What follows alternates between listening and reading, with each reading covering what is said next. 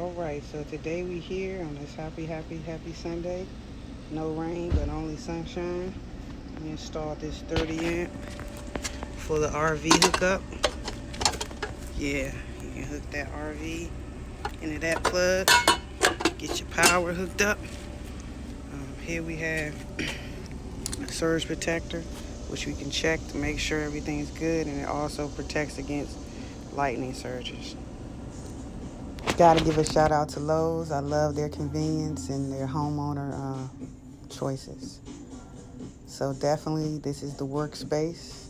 You gotta develop a plan so that you can move efficiently, know what you're gonna do for the day so you can get it done.